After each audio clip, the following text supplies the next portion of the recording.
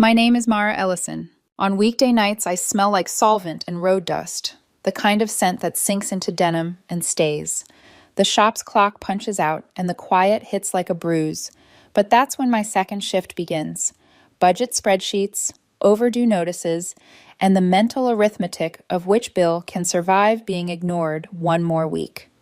Lauren would call around then, breathless from laughter, asking if I could cover her utilities just this once, and somehow just this once became a semester, then a year, then a lifestyle with my name under it. When Lauren got into her dream college, our parents acted like the sky parted for a chosen child. Mom beamed. Dad bragged to the mailman. I stood in the corner and did math. We all knew they couldn't afford tuition. They made sure I knew it too, with soft focus hints at Sunday dinners. College is so expensive these days, Mom would say, gazing at me like I was a relief fund with a pulse. I was saving for a down payment, working extra hours at the shop, but Lauren is my little sister. What's the harm in helping? At first it was textbooks, then groceries, then rent, then de-stress nights out that felt more like a subscription. Each request arrived with a script. I'll pay you back when I graduate, or Mom and Dad can't help right now. Meanwhile, my parents quoted the family gospel. Family takes care of family, Dad would intone, as if I wasn't already breaking my back to keep the lights on, hers and mine. Lauren's orbit grew glossier as mine shrank. She posted filtered dinners and weekend getaways, designer handbags with captions about treating yourself, while I skipped a meal and learned how to make coffee taste like Resolve. I tried to rationalize it. Maybe she picked up a campus job. Maybe she was borrowing. Maybe I was being petty. When I asked, she shrugged. Everyone at school dresses like this. I can't look like I don't fit in. What I couldn't fit into was my bank account. Daniel, my boyfriend, kept his voice gentle when I spiraled. He'd bring tacos after late shifts, place a hand on my shoulder, say things like, "You're carrying 3 people's lives on one paycheck, Mara. That's not noble. That's erasure." He never told me what to do. He just drew maps out of the fog. I loved him for that. I did not love that his ex, Ivy, had started posting vague subtweets about women who hoard money and call it boundaries, which Lauren conveniently liked. I filed that under later. There were bigger fires. The first true alarm was the study abroad call. Lauren's voice came candy-coated. It's a once-in-a-lifetime program, a little more expensive, but totally worth it. I stared at the oil stain on my boot and said, I can't even keep up with your regular expenses. She breezed right past it. You always figure it out. I went to our parents hoping for gravity. Mom clasped her hands. What an opportunity. You'll manage, sweetheart. You always do. The sentence landed like a sentence. While I worked Saturdays, Lauren perfected the art of the petty complaint. Her roommate borrowed shoes. The cafeteria lattes weren't real. Professors were unfair for expecting deadlines. She made small jabs at me too. You're married to your job, she'd laugh. I could never. A coworker at the shop watched me rub my eyes during break. She doesn't appreciate you, he said. You bend until they forget your spine exists. I told myself things would get better. I also told myself that if I kept telling myself that, I'd wake up 40 and empty. Family dinner was labeled casual. That should have been my warning. I arrived to Mom fussing over Lauren's hair and Dad asking about her classes. No one asked how many hours I'd worked that week. I told myself to last 3 hours, smile, and go home. Midway through, Lauren pivoted to the study abroad plan again, her voice bright like a commercial. Everyone I know is going. The program's a bit more, but that's what makes it amazing. Then she turned to me with a grin that didn't reach her eyes. Hope you're ready for a little extra work, big sister. These programs aren't cheap. Something in me went very still. Maybe you should get a part-time job, I said lightly. She laughed, loud and cruel. Me? A part-time job? I'm too busy with school. The room tilted. My fork went down. You think I'm going to keep funding your lifestyle while you refuse to lift a finger? My voice didn't shake. I work 2 jobs, Lauren. I skipped buying new boots last winter so you could post about truffle pasta. Mom bristled. That's inappropriate. She's your sister. Dad added, it's your duty to support her future. Duty, I repeated, the word tasting like a dare. When did it become my job to mortgage my future so she could rent one in Kashmir? Lauren rolled her eyes. Here we go. The martyr routine. Something inside me unlatched. I leaned forward. You called me last week to complain about lattes. You call me to fix everything. You never ask if I've eaten. You never ask if I'm okay. You think I'm bitter because my life isn't going anywhere? My life isn't going anywhere because I've been busy funding yours." Her smile snapped. "You're just a loser with a wrench," she said, soft enough to wound deeply, loud enough for everyone to hear. The word landed like a slap. The table went silent. In the pause, I saw it all with nauseating clarity. The years of applause for her smallest efforts, the polite erasure of mine, the way I'd been conscripted into the role of scaffolding and told to be grateful I got to hold up the stage. I stood. "You want truth? Here it is. I'm done. No more rent. No more tuition. No more emergency Venmos so you can de-stress. I'm not your bank. I'm your sister. And you've forgotten what that means." Mom gasped. "Mara!" I looked at them both. "You taught her to be like this. You taught me to disappear. I'm done being the invisible one."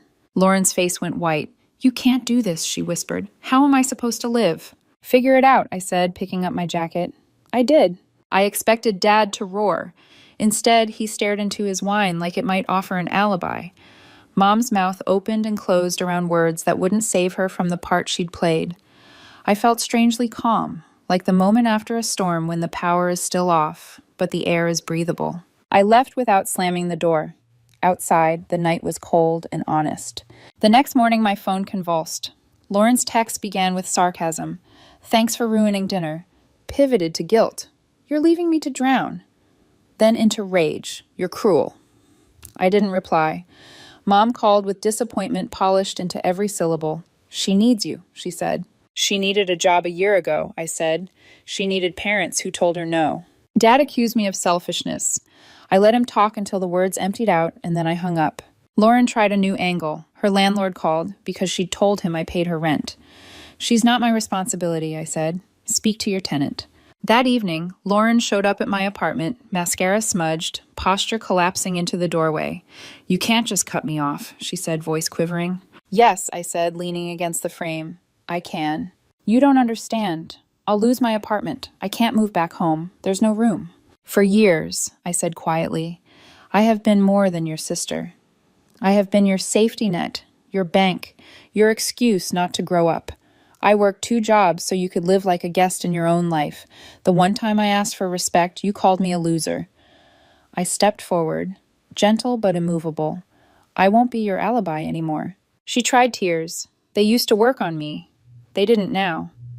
"Family helps family," she said, reaching for the script. "Family doesn't take advantage and call it love," I said, and closed the door. Inside, my knees shook. Freedom doesn't feel like a parade. It feels like silence that scares you a little because it asks, what will you build now that you're not holding someone else up? On my counter, my phone buzzed again. A notification from Ivy's account, another vague post about women who weaponize boundaries. Lauren had liked it. I stared at the ceiling and exhaled. Let them have their chorus. I opened my spreadsheet. The numbers didn't change, but the math finally felt like mine. This was the end of the way things had been. It was also, unmistakably, the beginning of something I'd been told I didn't deserve. A life not shaped by someone else's appetite. The day after I closed the door on Lauren, the apartment felt like it had been scrubbed with cold air. Every sound was louder, the kettle's whistle, the neighbor's footsteps above, the soft tick of a wall clock that had gone unnoticed for years. My phone lay face down on the counter, buzzing like a trapped insect. I let it. Boundaries hum before they quiet. By noon, my voicemail was a patchwork of performances. Lauren started with scorn. "Congrats on abandoning your own sister." Then pity. "I can't sleep, Mara. Are you happy?" Then fury. "You'll regret this." She texted photos of empty cabinets and a dramatic shot of a single apple in her fridge. "I hope you enjoy watching me starve," she wrote, as if my refusal to finance her takeout was a felony. Mom called and started in that tone she reserves for funerals and broken plates. "What you did was cruel," she said. "Lauren is building a future." "So am I said. She paused, as if startled by the concept.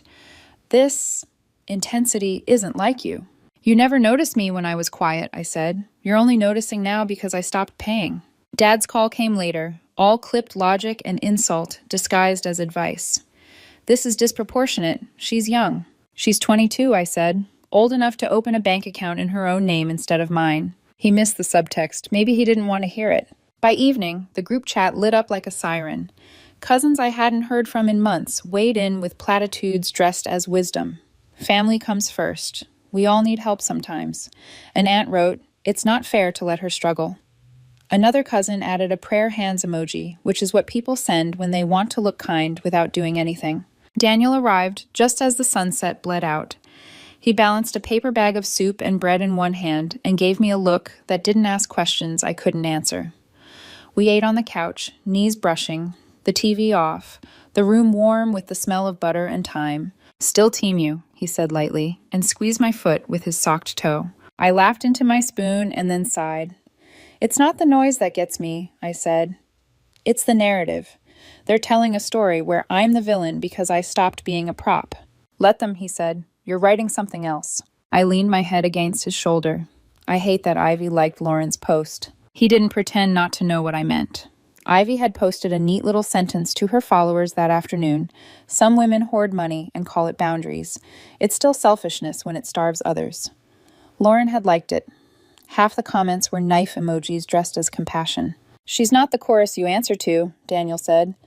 "But if you want, I'll ask her to knock it off." "You still talk?" The question slipped out before I could stop it. "Sometimes she sends articles about music festivals," he said with a grimace. "We're not friends, Mara. We dated. It ended. I've told her that. But I can be clearer."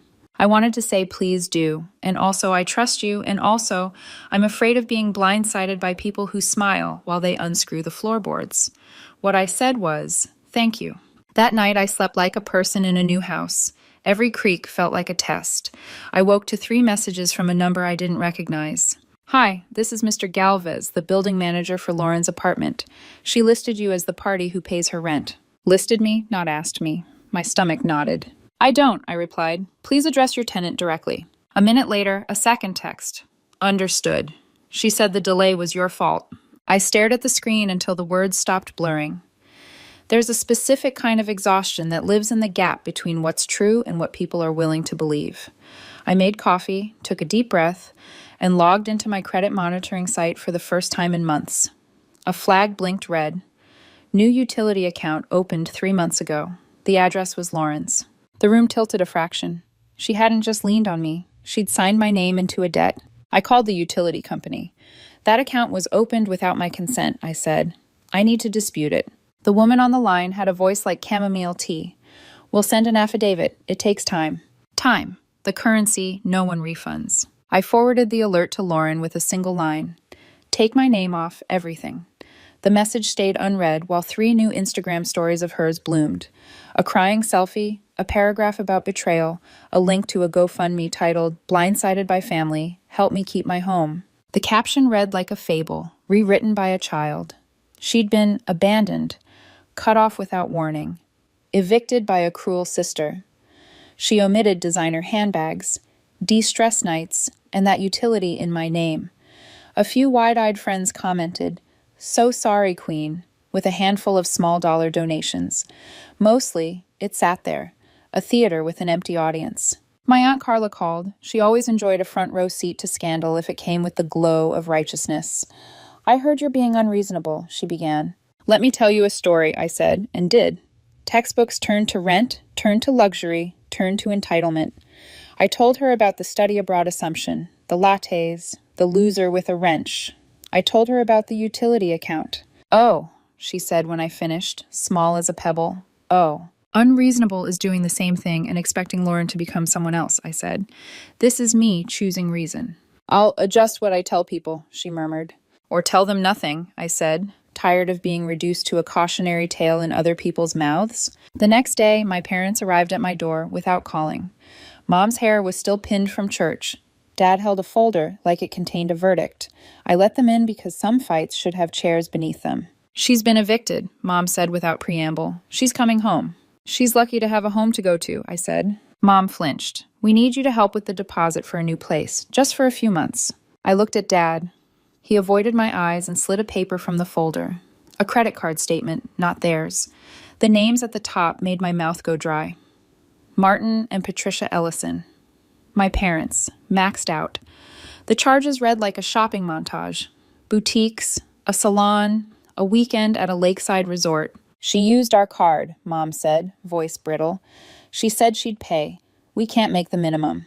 You co-signed for her life, I said softly. Now the bill arrived. Don't be cruel, Dad snapped, finding heat at last. This is a family emergency. It's the result of 1,000 smaller ones you pretended weren't emergencies because they were quiet, I said. I'm not paying for this. Mom's eyes filled with tears. We did our best. You taught her that no was a word other people heard, I said. You taught me that yes was the price of love. Silence hung between us, heavy as wet wool. Finally, Mom whispered, What are we supposed to do? You call the bank. You set up a plan. You tell her the card is closed and the locks on the house are not a revolving door. And when she cries, you let her cry. Dad's jaw worked. He wanted to argue with the physics of consequence. He couldn't. He gathered the papers. They left with shoulders bent in a way I'd never seen. Two people who had finally discovered that what felt like love had been fuel. After they were gone, I sat with my back against the door and let the quiet flood me. It didn't feel like victory. It felt like truth.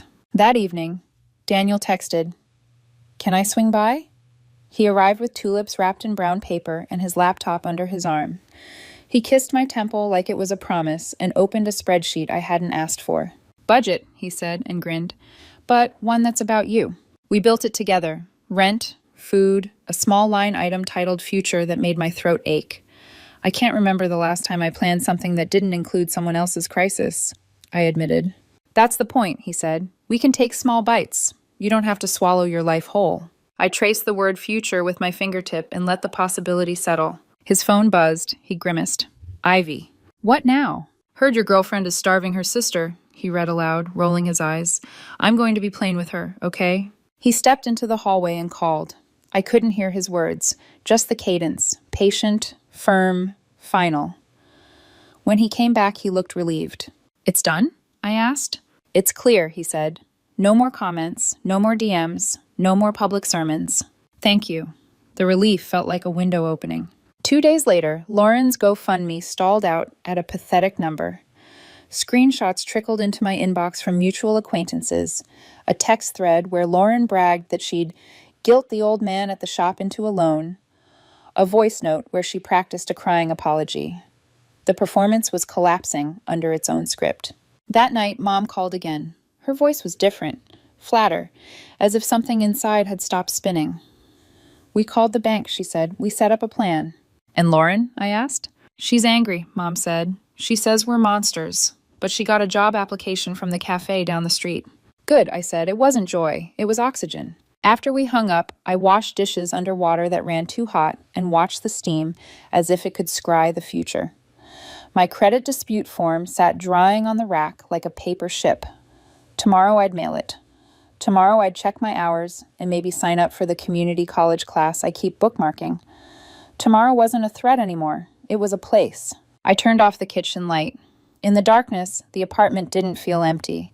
It felt exactly the size of one person's life. My phone buzzed once on the counter, a final text from Lauren, for the day at least. You'll be sorry when I'm gone. I typed back, I hope you go somewhere you choose, for once. I didn't send it. Some truths are for me. I put the phone face down. The clock ticked. The wall held.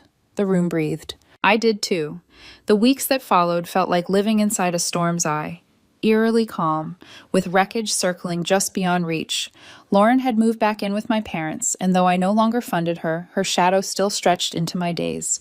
Gossip moved faster than truth, and she wielded it like a sword. On social media, she painted herself as the tragic heroine.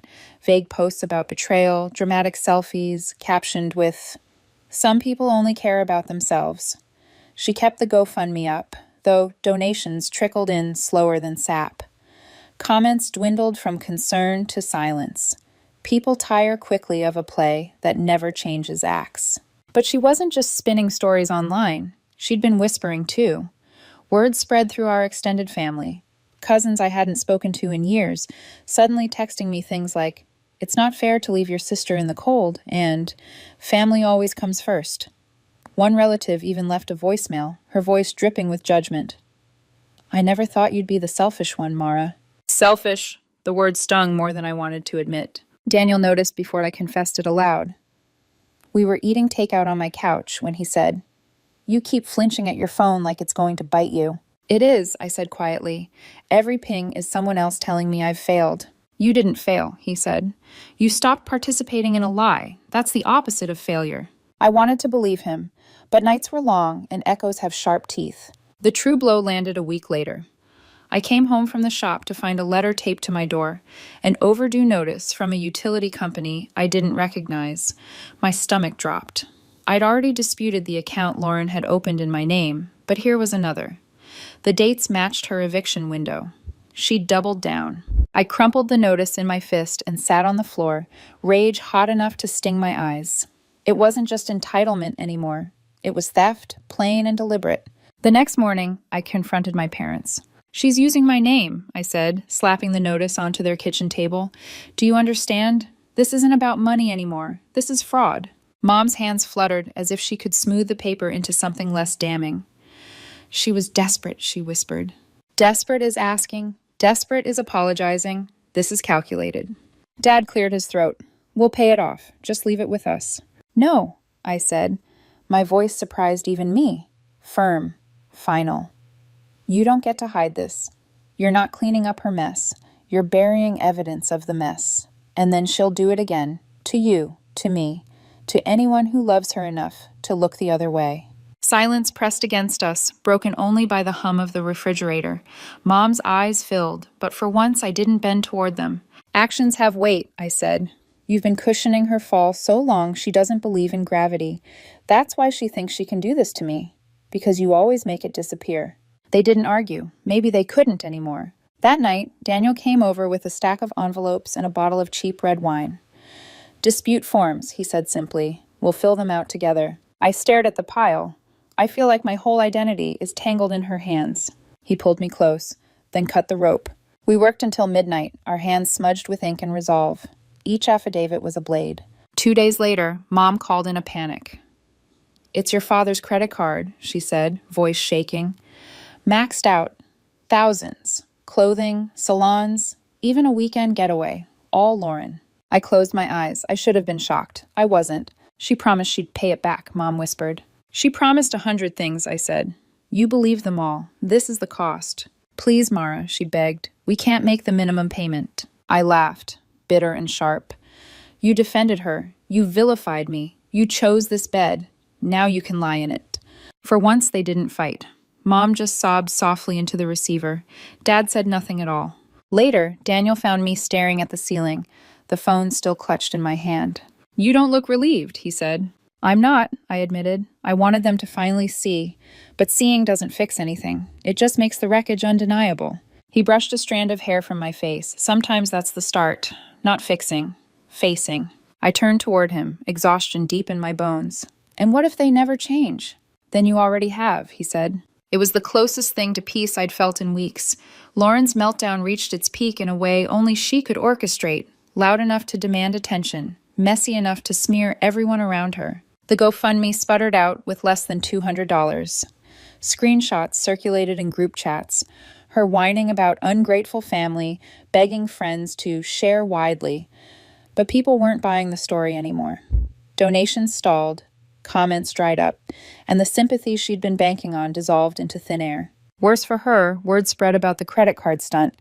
My parents tried to keep it quiet, but nothing in our family stays hidden. Cousins whispered, and Uncle called me outright. She really maxed out your folks' card? He asked, disbelief dripping from his voice. I didn't even have to answer. Silence was confirmation enough. Lauren retaliated the only way she knew how, through drama. Vague social posts turned into direct jabs. Some sisters are snakes. Some people only care about money. I didn't respond. The silence was a barricade, and I intended to keep it up. But then came the night she showed up again. I'd just gotten home from a late shift at the shop. Daniel was on my couch, his laptop open, glasses sliding down his nose as he scrolled through something for work. The knock on the door startled both of us. When I opened it, there she was, makeup streaked, eyes swollen, her once prized designer handbag hanging by a loose strap. She looked less like a queen and more like someone who'd been dethroned without ceremony. You have to help me, she blurted, pushing past me into the apartment. No, I said, my voice flat. I don't. Daniel stood, ready to intervene, but I gave him a look. This was mine to handle. Lauren whirled on me, voice breaking. I can't stay at Mom and Dad's anymore. They're different now. They won't just give me everything. They actually said no, to me. Her disbelief was almost laughable, but the desperation in her eyes was real. They told me to get a job. Do you believe that? A job. I don't even know where to start. You start, I said, by realizing the world doesn't owe you for existing. She flinched like I'd struck her. You sound just like them, she whispered. For years, that would have been the deepest insult. Tonight, it was a compliment. Daniel cleared his throat gently.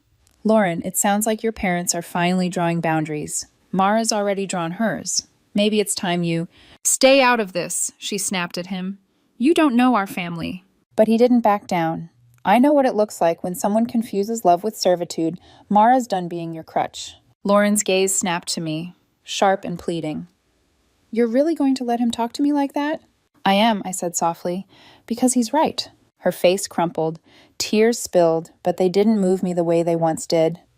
I saw them for what they were, another attempt at currency. You're both cruel, she spat, heartless. No, I corrected. We're finally honest. She left in a storm of sobs and slammed doors. The echo rattled the apartment, but the silence that followed was steadier than anything I'd felt in years. I sank onto the couch, my chest heavy but unburdened. Daniel sat beside me, his hand finding mine. You okay? He asked. I exhaled slowly. For the first time, yeah, I think I am. The fallout didn't stop there, of course. My parents called 2 days later, their voices subdued. She's furious with us, Mom admitted. She says we've betrayed her. You didn't betray her, I said. You finally told her the truth. Dad added quietly. She applied at the cafe down the street. For a job. I closed my eyes, a strange cocktail of relief and sorrow washing over me. It wasn't redemption. It wasn't even growth yet. But it was the first step in a direction she'd never dared to face. That night, I pulled out the notebook I used to keep tucked away, the one with sketches of the house I once dreamed of buying. I traced the lines of a front porch, a small garden, windows that glowed warm in the dark. For the first time, I allowed myself to believe that dream hadn't died. It had just been waiting for me to reclaim it. Months passed, and for once, life began to feel like mine. The constant buzzing of demands had quieted. My phone no longer lit up with Lauren's shopping lists disguised as emergencies. Instead, I woke to silence, or sometimes a good morning text from Daniel, which was a far better way to start a day. Lauren was still at my parents' house, though the stories that trickled back were telling. A cousin mentioned overhearing her complain about the food at home. She's mad. Mom and Dad don't cook her real meals, the cousin laughed, like she thinks they should hire someone just to take care of her now that you're gone. That used to sting, knowing she still expected to be catered to while I was clawing my way toward stability. Now, it just confirmed what I already knew. Entitlement doesn't vanish overnight. It clings until reality peels it away, piece by piece. Meanwhile, my parents changed, if only a little. They sounded tired when they called. Less defensive, more resigned. For the first time, they weren't asking me to rescue her. Instead, they asked how I was. It was clumsy at first. Are you managing? Mom asked one night, the words foreign in her mouth. Yes, I told her. I'm managing. And I was. With Lauren cut off, my finances slowly began to breathe again. I wasn't flush, but I wasn't drowning either. Daniel and I started talking seriously about the future, not in some fantasy way, but in small, deliberate steps. A savings plan. The possibility of night classes for me. Things I'd shelved for so long, I'd almost forgotten they were mine. Still, Lauren's chaos wasn't finished. One afternoon, Dad called in a panic. His voice was hoarse, almost broken. She's done it again, Mara. A credit card in our name this time. Maxed out. Thousands. The charges read like a parody. Boutiques, salons, even a weekend at a lakeside resort. I listened quietly, waiting. We can't make the payments, he admitted. We need help. I laughed bitterly. You defended her. You vilified me. And now you want me to clean up the mess you allowed her to create? Silence. Then softly, You're right, Mom said. This is our consequence, not yours. It was the first time she'd ever said words like that. They didn't make me gloat. They just made me sad for all the years we'd lost pretending reality wasn't knocking. Daniel found me later, sitting on the floor with my back against the door, tears hot in my eyes. They finally see it, I whispered, but it's too late to fix anything. He knelt beside me, his hand warm against mine. It's not too late for you. That's what matters. And he was right. Lauren's downfall spread beyond our family. Friends stopped answering her calls after her GoFundMe scam made the rounds. Without me footing the bill, her nights out, her shopping sprees, her image of being the carefree girl with endless resources, it all collapsed. Social currency evaporates when the wallet closes. The last I heard, she was still at my parents' house, angry and bitter, blaming everyone but herself. A part of me felt sorry for them. Stuck in the web they helped weave, but mostly I felt relieved, because I wasn't in it anymore. For the first time in years, I was free. One evening, as I closed up at the shop, Daniel leaned against the doorway, arms folded, watching me wipe grease off my hands. "You know," he said, a smile tugging at his lips, "you've been so busy cutting everyone else loose, you haven't thought about what you want to hold on to." I raised an eyebrow. "And what's that supposed to mean?" He reached into his pocket and pulled out a folded brochure. Night classes at the community college. Mechanics, business courses, even design. "Pick one," he said. "For you, just for you." I laughed, shaky, but real. "You're relentless." "Someone has to be," he said. I held the paper in my hands, feeling the weight of possibility. For so long, my life had been measured by what I could give up. Now, maybe, it could be measured by what I could claim. And as I locked the shop and walked into the cool night with Daniel's hand in mine, I realized something. I wasn't just surviving anymore, I was beginning.